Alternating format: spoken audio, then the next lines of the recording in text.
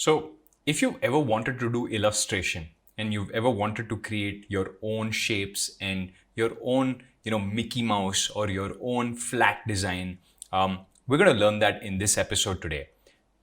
They say that the pen is mightier than the sword. And today I'm going to be teaching you how to use the pen tool in Photoshop. We purposely ignored that tool, but we're going to learn it today. We're going to learn about its intricacies and why it's so valuable. So let's head over to the tool itself. All right, so the pen tool, it's hidden here. You can just click on it. And, there are many types of pen tools, but we're just going to use the base pen tool. Okay, so the way to use the pen tool is to click anywhere, and that creates a point. And then you can click on another point, and then you can keep clicking points. And the pen tool works as long as you close it, right? So you have to close it, and this creates what I call a path. Now, for you to make this path into a layer, what you need to do is you need to right click on fill path, right? And I'm going to just press OK. And as you can see, it's not created a new layer, but it's kind of made a shape in the same layer. Whereas if we undid this and created a new layer with Control-Shift-N and then right clicked and clicked on fill path, right, we have a layer.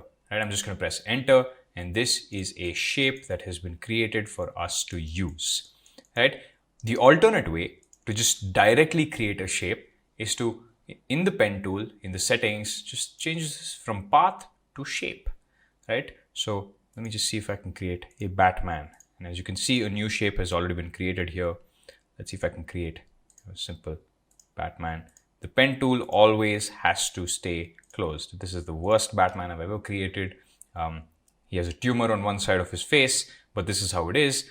Hit the enter button, change to the move tool, and then now you have a Batman. And the difference, as you can see, is when you use the path directly, when you make it a shape directly instead of path, when you use the shape directly instead of path, it becomes a smart object, right? Whereas if you use the fill path option, whereas you create a path first and you fill it, it does not create a smart object. It creates a rasterized object, which, it has issues with resizing.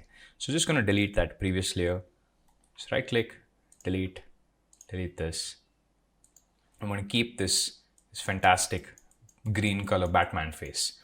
Now, what if you want to make curves? What if you want to smooth out the Batman face, right? How do you do that? So go back to the pen tool, right? And you can actually make curves with the pen tool. And the way to make curves with the pen tool is to click another point, and before you release your mouse, when you click, before you release your mouse, drag. You can drag however you want. I'm just going to drag it like this, right? Now that you've started a curve, the problem with starting a curve is that if you click anywhere else, Photoshop completes the curve. So if I click here, Photoshop will continue making the curve. You'll run along the curve, right? And now obviously you can continue clicking, but let me just undo this.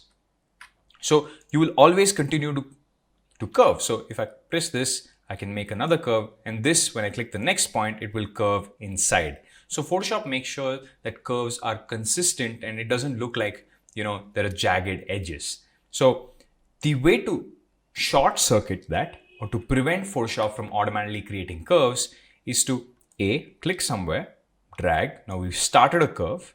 Now we know if we click here, then it will curve like this. But if I want to cut the curve, I hold down the Alt key, and you can see the pen tool just has like a triangle shaped pointing thing right next to it. It means we're going to cut this curve right now, and I click this point and the curve has been cut.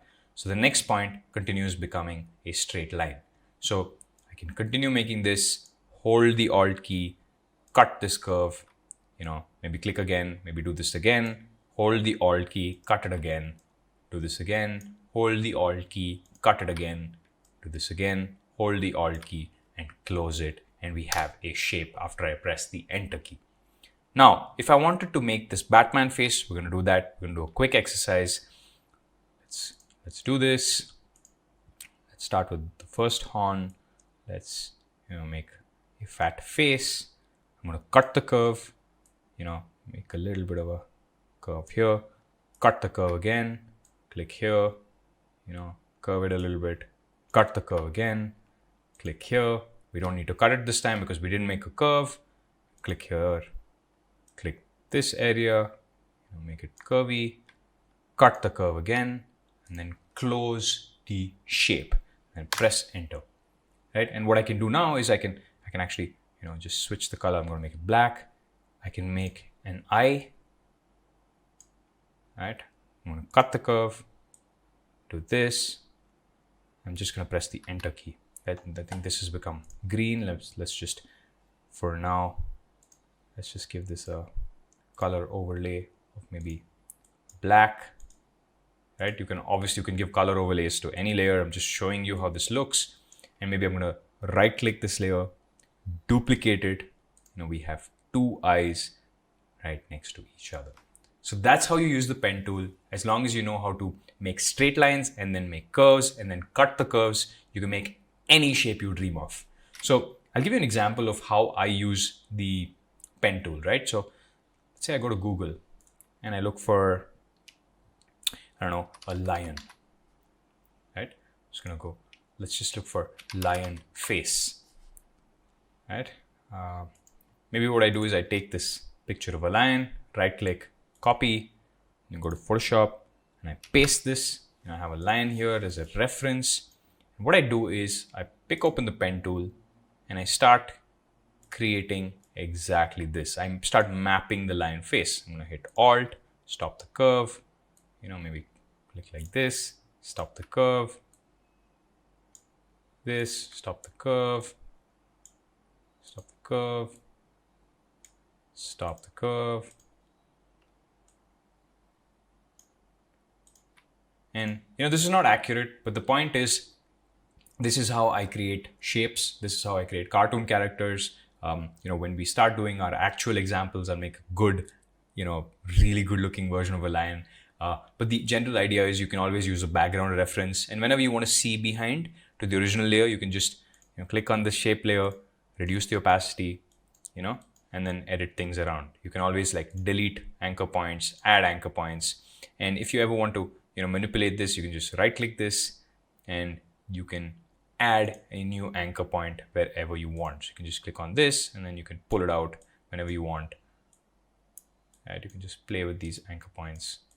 You can turn it around and you can just right click, go back to the pen tool. And you can always use the freeform pen tool. You can actually just draw around the line, right? You can just draw a mane or something. But it's not as good as you manually making the points yourself. I'm just going to delete this. This looks terrible. But the point is, the pen tool allows you to make any shape you can dream of. It allows you to make any character you can dream of, and you'll be using it a lot in your work. Catch you on the next episode.